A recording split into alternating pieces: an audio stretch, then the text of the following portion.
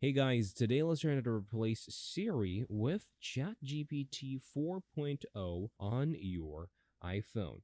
So this is going to be pretty easy, guys, because what we need to go ahead and do in order for us to accomplish this is firstly to have ChatGPT 4.0 downloaded on our device. So in order for us to accomplish this, I want you to guys to go ahead and firstly search for ChatGPT and make sure that you have the application downloaded on your device. So go ahead and download it if you haven't already and proceed with going on the application. Basically, once you have this application already downloaded, you can actually go in over your Shortcuts app. So search for Shortcuts app and you could actually create a shortcut for the application. So once you tap on this plus icon over here on the top right, you could actually tap on Add Action and search for the ChatGPT application. And once you have already done that, you can actually now proceed with entering the application and also one of its features which allows you to command via your voice to activate ChatGPT's voice search option using, of course, GPT 4.0.